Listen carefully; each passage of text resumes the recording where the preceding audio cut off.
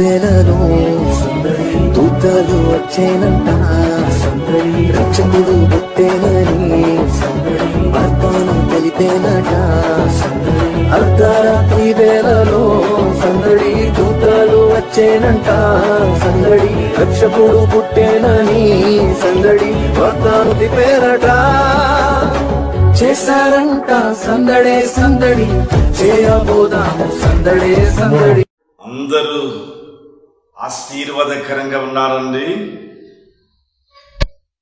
పరిశుద్ధ దేవుని నామమున మీ అందరికీ అడ్వాన్స్ హ్యాపీ క్రిస్మస్ శుభాకాంక్షలు తెలియజేయటంలో నేను మిక్కిలి ఆనందించు ఉన్నాను. దేవుడు మనలను గడచిన దినములన్నీ ఒకడు తన కంటి పాపను కాపాడినట్లుగా మన కాపాడిన దేవునికి మహిమ ఘనత ప్రభావములు కలుగునుగాక. 2023వ సంవత్సరం క్రిస్మస్ దినమందు సంఘారాధనలలో దైవజనుడు ఆశీర్వదించిన ఆ మహిమ గల ఆశీర్వాదమును బట్టి 23వ సంవత్సరం క్రిస్మస్ నుండి నేటి క్రిస్మస్ వాతావరణములోనికి ప్రవేశించిన క్షణము వరకు ఆ ఆశీర్వాదములే మనం నడిపించినవని ప్రభువునందు నమ్మి మీతో సెలవించు ఉన్నా. దేవునికి స్తోత్రం, దేవునికి స్తోత్రం. మనం ఈ యొక్క రోజు నుండి డిసెంబర్ 1వ తేదీ నుండి భారతదేశంలో భారతీయులందరికీ సర్వ మత సమ్మేళనముతో కూడిన ఒక ఆనందదాయకమైనటువంటి క్రిస్మస్. వ్యాపారస్తులకు ఉల్లాసం, దుకాణదారులకు ఆనందం, క్రైస్తవ కుటుంబాలలో ఇక చెప్పశక్యము కాని మహా మహా వైభవమైనటువంటి దీవెనలతో ఈ యొక్క దినాలు గడపటం అనేది మన యొక్క ఆచరణీయమైన ఒక సాంప్రదాయం. మనమైతే డిసెంబర్ 24, 25 మాత్రమే ఆరాధిస్తామండి. కానీ ఇతర దేశాలలో నవంబర్ 24వ తారీఖు నుండి వారు క్రిస్మస్ దినంగా ప్రతిరోజు ఆనందముతో దినాలను వారు గడుపుకుంటారు. దేవునికి స్తోత్రం. ఏదేమైనప్పటికీ ఈ ప్రాముఖ్యమైన దినాలలో మన కండ్ల ఎదుట కనబడేవి, కొంత డబ్బును ఖర్చు చేస్తే మనం కొనేటువంటివి 3 వస్తువులు కదండి. 1 నక్షత్రం, 2 Christmas tree, 3 Santa Claus dress. ఇవే కలిపి వీటితోనే క్రిస్మస్ పండుగ ఆరంభం అంతము కూడా. దేవునికి స్తోత్రం. వీటితోనే పండుగ మనం ఆరంభిస్తాం. ఇవి లేకుండా పండుగ అలంకారం అనేది ఉండదండి. ఇదేమైనప్పటికీ ఒకవేళ వారి గృహములో కరెంటు సదుపాయం లేకపోయినా ప్రక్క ఇంటి వారి యొద్ద నుండి ఒక 10 మీటర్లు 15 మీటర్లు వైరు కొనుక్కొని వారి ఇంటి మీద నక్షత్రాన్ని కొన్ని దినాలు వారు వెలిగించటం అనేది ఒక పండుగ, ఒక సంతోషం. దేవుని స్తోత్రం. ఈ 3 ఉన్న ఈ గొప్ప దీవెన ఏదో కొన్ని నిమిషాల మీద చెప్పాలని దేవుని సంకల్పమై ఉన్నది. మొట్టమొదటిగా నక్షత్రం, ఇది స్టార్. పాత నిబంధనలో సంఖ్యాకాండం 23వ అధ్యాయం 17వ వచనమందు ఆ ప్రవచనం ప్రారంభించబడునండి. యాకోబులో నక్షత్రం ఉదయించును అని. రాజదండం, షెకోల్ రాజదండం, అక్కడి నుండే పుట్టును. రాజు పరిపాలనకు పులిపీట్, రాజు పరిపాలనకు అధిష్ట స్థానం, రాజు పరిపాలన యొక్క ప్రారంభం యాకోబుల నుండి ఉదయించును అని. ఈ ఉదయించే నక్షత్రాన్ని గురించి అక్కడక్కడక్కడక్కడ ప్రవక్తలు చెప్పిన వాటిలలో ఒక ప్రాముఖ్యమైనటువంటి మాట ఏదనగా యేసయ్య ప్రవక్త ప్రవచించినటువంటి ప్రవచనాన్ని బట్టి 46వ అధ్యాయం 11వ వచనం 12వ వచనం 2వ వచనాలు చూడగా తూర్పు నుండి క్రూర పక్షిని రప్పించుచున్నాను, అది ఈయన చెప్పిన దానిని నెరవేర్చును అని. ఈ 2 ప్రవచనాల యొక్క ఆధారము ప్రకారం ఈ నక్షత్రాన్ని యొక్క చరిత్రను మనం కొద్దిగా ఈ యొక్క యూట్యూబ్లో వివరంగా చెప్పనమలదండి, చెప్పలేము కూడా. కానీ క్లుప్తముగా చెప్పదలించిన ఎడల తూర్పు నుండి ఉదయించేటువంటి ఆ యొక్క వెలుగు ప్రతి ఉదయములో ప్రవేశించి ఆ ఉదయాన్ని క్రీస్తు యేసును ఆరాధించేటువంటి ఆరాధికులుగా మార్చివేయను. దేవునికి స్తోత్రం. రెండవదిగా మత్తయి సువార్త 2వ అధ్యాయమందు మనం చూడగలుగుతున్నాం. జ్ఞానులు, తూర్పు దేశపు జ్ఞానులు యెరూషలేమునకు వెళ్ళి మేము ఆయన నక్షత్రాన్ని చూచామని చెప్పలేదండి, ఆయన నక్షత్రమును చూచి వచ్చాము, ఆయన ఆరాధింపవచ్చామని చెప్పి ఆయన నక్షత్ర రాసులను ఏర్పరిచిన దేవుడు, నక్షత్రాలకు పేరు పెట్టినటువంటి దేవుడు ఇప్పుడు ఆయన నక్షత్రం అని జ్ఞానులు ప్రేరేపించబడినటువంటి ప్రేరేపణ ప్రకారం వారు పలకగలిగారు. దేవుని స్తోత్రం. ఈ నక్షత్రం చాలా ఎంతైనటువంటిదండి. ఇది నడిచే నక్షత్రం, ఇది కనుగొనే వరకు వారితో ఉండే నక్షత్రం, వారి ఎదుట వెలుగుల ప్రకాశింప నక్షత్రం. ఈ జ్ఞానులు మాత్రమే చూడగలిగిన కానీ భూలోక జనులందరూ చూడలేదండి. అందు మనం గమనించదగిన ఒక ప్రాముఖ్యమైన విషయం, ఈ యొక్క సందర్భములో నక్షత్రాన్ని ఆంగ్లములో మనం స్టార్ అని పిలుస్తాం కదండి. చుక్క, నక్షత్రం అని ఎన్నో రకాల పదాలు మనం పలుకుతూ ఉంటాం. కానీ ఆంగ్ల పదాన్ని మనం కొన్ని విషయాలు ధ్యానించుదాం. Star, STAR, S for surrender, T for transfiguration, A for adoration, R for reconciliation or reunion. ఈ యొక్క 4 పదాలలో ఉన్న అర్థాలు ఏమనగా, 1 సరెండర్, వారిని వారిగా ఆ ప్రభువునకు సమర్పించుకొని రండి. ఇది మార్చబడదు. వారికి వారిగా సమర్పించుటలో ఉన్నటువంటి ఆ మహా గొప్ప అనుభవం ఎవరికి వారి కనుగొందులు గాని ఇతను చెప్పితే వారు సమర్పించుకోలేదండి. అందుని బట్టి వారి యొక్క జీవితాలను ప్రభువుకు సమర్పించుకోగలిగారు. రెండవది T for ట్రాన్స్ఫిగరేషన్, వారు రూపాంతరము చెంది కుట్రతో కుయుక్తితో రాజు యొక్క దుష్ట ఆలోచనతో వెళ్ళినటువంటి వీరు రాజు యొక్క ఆలోచనను విడిచి దేవుని దేవదూతల యొక్క ఆ యొక్క ఆజ్ఞకు లోబడి దాని గుండా వారి వెలుటలో వారి యొక్క సత్ప్రవక్తను చూపించగలిగారు. మూడవదిగా A for adoration, అనగా పూజించిరి, ఆరాధించిరి, సేవించిరి, కొనియాడిరి, వారిని వారిగా సమర్పించుకొని దేవునికి స్తోత్రం. వారిని వారిగా దేవునికి ఆరాధించుటను బట్టి దేవునికి అంగీకారమైన యజ్ఞ బలిని వారు అర్పించగలిగారు. వారు తీసుకుని వెళ్ళినటువంటి కానుకలు చాలా విలువైనవండి, వాటిని ఆయనకు అర్పించారు.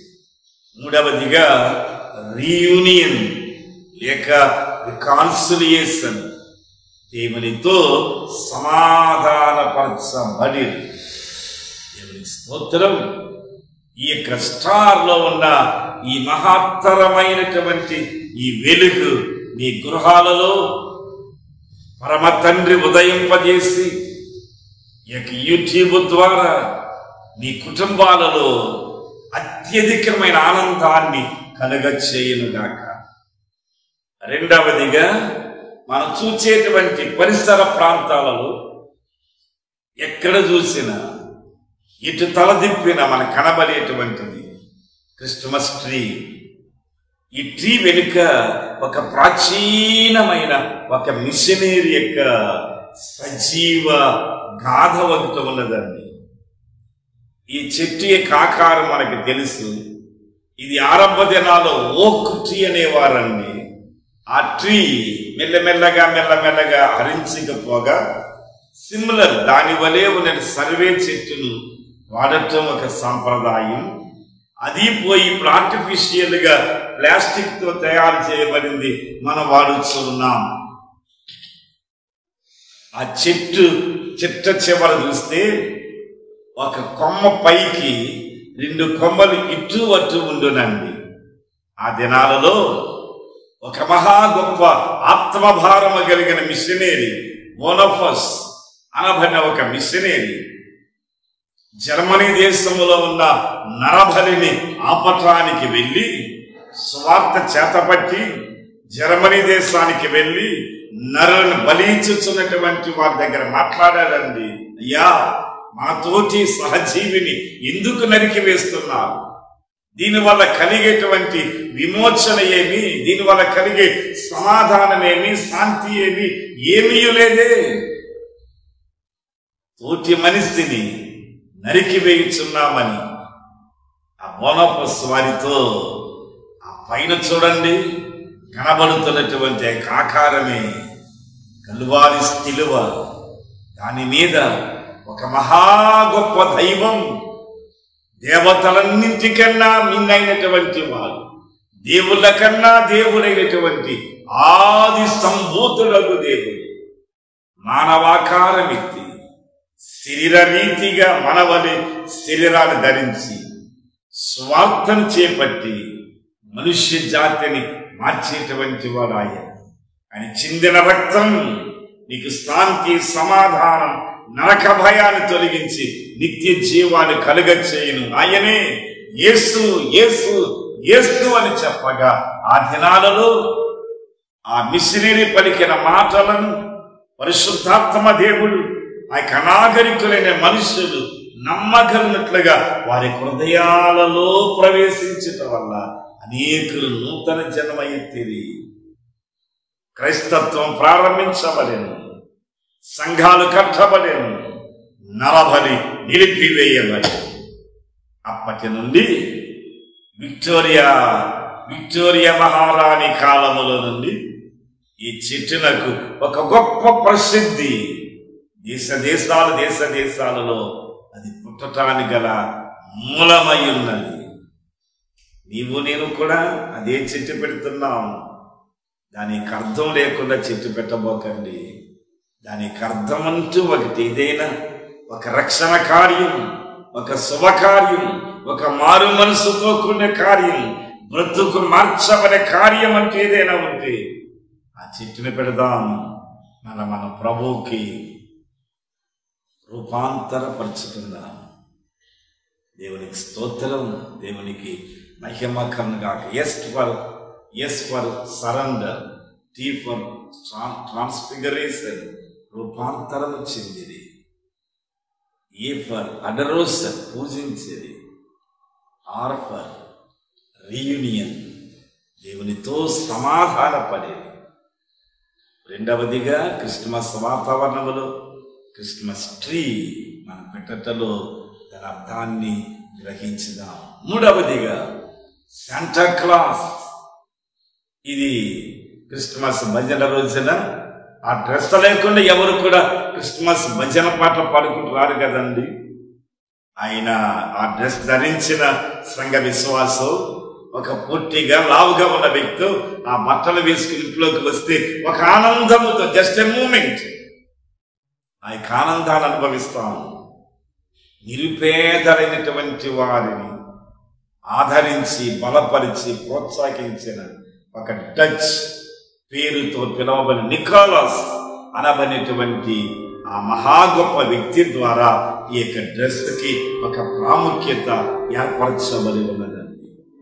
ఈ మూడింటి యొక్క మర్మముతో పాటు లూకా రాసిన సువార్త 2వ అధ్యాయములో, మత్తయి సువార్త 2వ అధ్యాయములో నక్షత్ర రాశులను పరిశోధించుచున్న ఆ యొక్క ఖగోళ భూగర్భ జ్ఞానులు వారే చూచారు, వారే వెళ్ళారు, వారే కనుగొన్నారు, వారి జీవితాలు మార్చుకున్నారు. But year total different. అదేమనగా లూకా సువార్తలో దేవదూత గొర్రె కాపర్లు కనబడను, ఎవరికి కనబడలేదు. అనగా కాపరులైనటువంటి యూదులకు వీరు, ఐగుప్తీలకు హేయులైనటువంటి వారు, అంటరాని వారు, అన్టచబిలిటీ, ముట్టరాని వారు, అంటరాని వారండి. వీరిని గురించి ఆదికాండం 46వ అధ్యాయమందు 11వ వచనం నుండి 12వ వచనం వరకు మనం చూడగలం. వారితో మాట్లాడరు, వారితో కలిసి భోజనం చేయరు, వారితో కలిసి నడవరు. కానీ ప్రియులారా, ఈ గొర్రెల కాపర్లకు ఉన్నటువంటి ఒక ఆశీర్వాదకరమైన కార్యం ఏదనగా వీరు ఆలయాల దగ్గర గొర్రెలను అమ్ముతారండి. మంచిదాన్నైనా చెడ్డదాన్నైనా ఇది మంచిది అని అమ్మితే వారు దాన్ని కొనుక్కుని వెళతారు. అలాగే ఐదవ సాంప్రదాయ ప్రకారం గురుల దగ్గర అమ్మేటువంటి ఆ యొక్క అమ్మకపు దారులు వారి యొక్క పూజకు కావలసినవి వారి అమ్మగా వారు కొనుక్కుని పట్టుకుని వెళ్తారు. వారి మాట కొనేవారు నమ్మి వారి దేవునికి పూజకిస్తూ ఉంటారండి. అలాగే ఈ గొర్రెల కాపర్ల యొక్క జీవితాలు ఆ యేసు క్రీస్తు యొక్క జననము ద్వారా మారిపోవటం మనం చూడగలము.